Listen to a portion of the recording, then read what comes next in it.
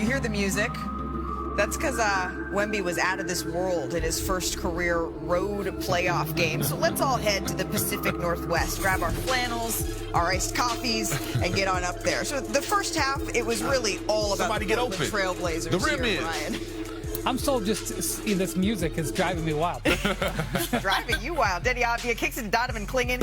Get yourself a big man that can shoot the three. So San Antonio, they trailed by 17 at half. That's their largest halftime deficit since 2017. But here's the thing. When Victor and company are on the other side, you cannot settle. And maybe part of this is what we saw from Victor Wembanyama in the opening 24 minutes. He settled a lot for those perimeter jumpers. He was 4 of 12 from the field with an average field goal attempt distance of 15 feet. And Portland was keeping Wemby out of the paint. That was a big part of the first half. But then what had happened was he started to attack. They were double teaming him there. They did everything right, and then he got the ball. Closing seconds of the third, Dylan Harper drives, misses, but who's there? Victor Wembanyama for the putback. Real talk, they've been really challenged these last 2 games, and they've answered the call on the road. They answered get the credit call for that. with an exclamation mark then. So, okay, look at the average shot distance there.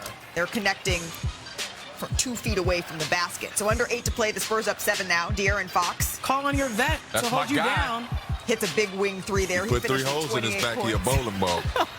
2 minutes left. The Spurs up 12. Little kerfuffle here. We've been seeing a couple kerfuffles, sis. Avdia takes exception. I like it because I get to say kerfuffle. Little kerfuff? I think I saw what he said. The lip readers are going to let us know.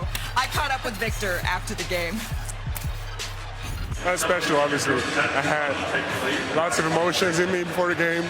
Obviously, excitement, frustration. So I let it all out tonight. You mentioned the frustration. The game, it was delayed because you suffered a concussion. Can you just walk us through what the last 5 days have been like for you getting cleared from those protocols? The Spurs have done an amazing job. I'm very unhappy about the way the protocol has been handled by other parties. But, you know, my staff has been amazing. I've been really healthy, you know, starting on day 1 after the injury. So, injury it was weird, though. It was funny. That was interesting. He said he's been really unhappy with other parties, but a conversation for another time because the Spurs, they've shown that no matter how far down they get, a comeback, it's possible. Because San Antonio, they're the first team in NBA history to trail by 15 or more at half and then go on to win that game by 15 or more points. So, Chene, what game changer led the way in your eyes? Oh, we did it earlier. Defense of Victor Wembanyama. Anytime Victor Wembanyama steps on the floor, it's Victor's world, it's Wemby's world, and we're just living in it. On 22 defensive possessions, half of them ended either in a block or a steal or a rebound by Victor Wembanyama. Let's break them down because he is the ultimate NBA Defensive Player of the Year and also cheat code. He could be off of his players, and all he does is ball hawk the ball. He's the excellent help side defender. He can rotate. We know he's mobile. He'll be at the free throw line, but in a blink of an eye, he'll deter. That's an all hell nah. I'm not going to shoot that there. That's a block. When you shoot, it's completely altered. Again, in help side defense, he can guard multiple players at once, and the one thing I'm impressed of is his tagging on both sides of the lanes. Here, he actually goes with the shooter and the ball handler in the paint and then is able to recover to his own defender to get a block again. Wemby returned from concussion, and it was wild because in his first playoff road debut, he made history. 25-5, the first ever player with these types of numbers in a road playoff game. Wemby's world, y'all, and we are straight up just living in it. But he also didn't do it by himself today, and he was talking about this afterwards, how he is maybe the head of the snake, but when you have teammates like Stephon Castle, like De'Aaron Fox, that are able to help carry the scoring load in particular, and the defense that Stephon Castle displayed was really remarkable, Brian. Yeah, I thought it was a near miss yesterday. Castle got his hand hit, and he pulled his hand out, and I thought he might have had an injury. He went to the back and got x-rays. That was very lucky that they avoided something there. He came back in, played with a vengeance down the stretch. Really, this Spurs team is two different monsters. One, it's Wembanyama. Two, it's the three-headed monster of their perimeter guards and what they can do defensively and turn it into offense. The basis for their championship run is those two working together. Yeah, working together is the perfect word for it. It's just when it's on you, I think that people don't notice the pressure that they deal with against them. And then when Wemby comes back, the way it goes up a notch. Like, we see it all the time where they're fighting over screens, they're trying to get in your handle, and that's all well and good. but the amount of steals that they'll try for once they see him back there is ridiculous. Right. It's like the gambling starts. They in the slot machines. They at the blackjack table.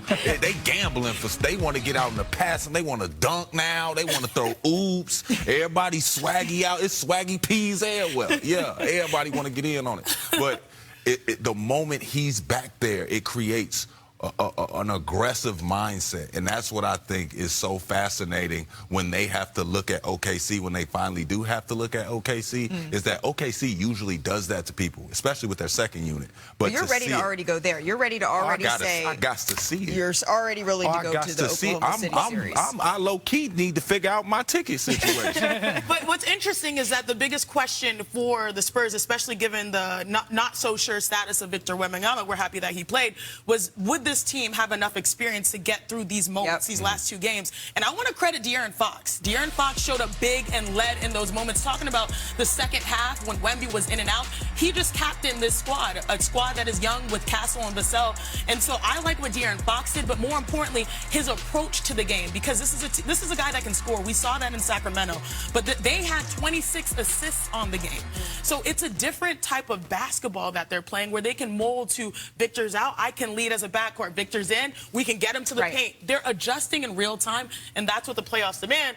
And I might be right there with you. I might have to call, Disney Travel and say, hey. I'm not going to remind you guys that we have the East, and so you're going to have to work on the Eastern Conference Series. But yeah, absolutely. Y'all work on your travel. It don't matter why we're there. All right. Well, we do have a couple of critical games to digest. The Lakers had a chance to close things out, but the Rockets avoid a sweep, winning 115-96. Despite having no Kevin Durant, all Rocket starters score at least 15 points for the first time since '97. Lakers turned the ball over 24 times, most ever by a LeBron James team in the playoffs. NBA analyst Iman Shumpert with us now. Iman, after the game, LeBron took the blame for the loss, saying his turnovers were unacceptable. Based on what you saw from L.A. last night, what are your thoughts on them moving on in these playoffs? I think that this was one of those games that happens. I don't think people realize how hard it is to defeat a team 4 straight times, especially not professional athletes. So last night, I took it as either the passion and all the emotion from the previous 2 games was going to roll over and they were going to sweep this team because Houston wasn't going to come out and fight, or the opposite, and what actually happened was that Houston would come out inspired. They would come out with pride, and they wouldn't just lay down. They extended this series, but I think that it was just one game. I think that L.A. will load up, and you'll see a whole lot more field goal attempts out of LeBron James with less turnovers for Game 5. Okay. Staying in the West, Victor Wembanyama and the Spurs, they just overwhelmed the Blazers after being down big. Well, what stood out to you about the way they won? Defensively, in that third quarter, they were able to turn it up a notch. And that's because even when Victor Wemby was out, you still got to see the same defensive pressure and offensive pressure of your backcourt does not get to relax against the San Antonio Spurs.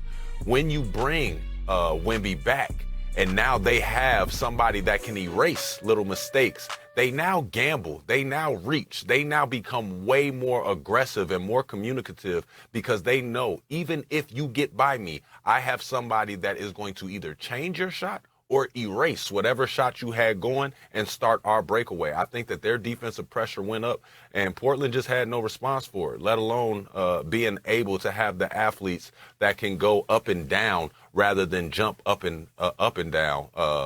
I think it just kicked in and didn't work out the best for them last night. But this series is honestly over. We didn't expect it to go this long. I honestly expected this to be for Victor Wembanyama was just not available for all the games. Yeah, were not for that concussion, we may have had a sweep.